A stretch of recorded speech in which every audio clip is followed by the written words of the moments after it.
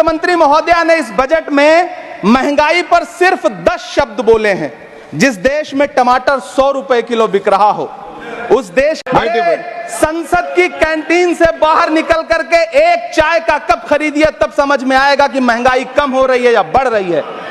किसी एक दिन अपनी आसान है, ये चूनर धानी धानी भूल जाते, ये पुरवा की रवानी भूल जाते, जो आकर 4 दिन गांव में रहते तो सारी लंतरानी भूल जाते। सभापति महोदय, इलेक्टोरल बॉन्ड खरीदने के नाम छुपाने वाली सरकार, इलेक्टोरल बॉन्ड खरीदने वालों के नाम छुपाने वाली सरकार इन दिनों आम के ठेला लगाने वालों के नाम जानना चाहती है।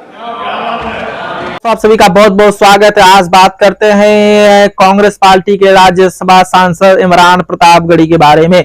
देखिए, जब वित्त मंत्री निर्मला सीतारमण जब लोकसभा में बजट पेश कर रही थी, उसके बाद जब बजट पेश करने के बाद वो लगातार बोलने के बाद वित्त मंत्री निर्मला सीतारमण जब बजट पेश कर रही थी, बजट पेश करने के बाद जब कांग्रेस पार्टी के राज्यसभा सांसद इमरान प्रतापगढ़ी जब बोलने के लिए खड़ा हुए तो वित्त मंत्री निर्मला सीतारमण हैरान हो गई।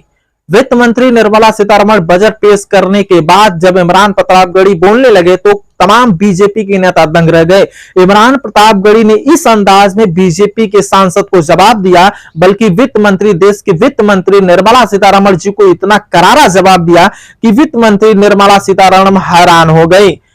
इमरान प्रतापगढ़ी ने इस बात की गवाही दी कि बीजेपी जो बजट लाई है वो गरीबों का बजट नहीं है, ये अमीरों का बजट है। और वित्त मंत्री निर्मला सीतारमण पर जमकर बरसे राज्यसभा सांसद कांग्रेस पार्टी के इमरान प्रतापगढ़ी। इमरान प्रतापगढ़ी ने इस बात को कहा कि सबसे बड़ी बात है कि बीजेपी आने वाले समय में इस देश को खोखला करने का कार्य करेगी। लेकिन इमरान प्रतापगढ़ी के जिस तरीके से बयान के बाद लगातार उनके बयान, उनके जो तमाम बयान है उनके वायरल हो रहे हैं। आप सभी जानते होंगे कि इमरान प्रतापगढ़ी कितने बड़े शायर हैं और कितने बड़े नेता हैं कांग्रेस पार्टी के। महाराष्ट्र में उनकी अच्छी खासी पकड़ बताई जाती है और इमरान प्रतापगढ़ी इस बात को जानते हैं कि अगर कहीं ना कहीं वित्त मंत्री निर्मला सीतारमण ने जो बजट पेश किया है उसको जनता के सामने उजागर करने का यही सही समय है।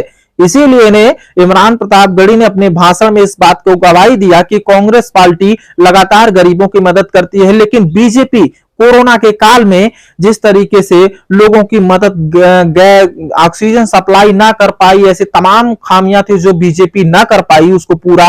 लेकिन सबसे बड़ी बात है कि लोकसभा में वित्त मंत्री निर्मला सीतारमण बजट पेश करने के बाद जिस तरीके से इमरान प्रतापगढ़ी बीजेपी पर जमकर बरसे। इमरान प्रतापगढ़ी ने कहा कि बीजेपी का ये जो बजट है 2024 में, ये किसानों और गरीबों के लिए नहीं है, ये बजट अमीरों का बजट है।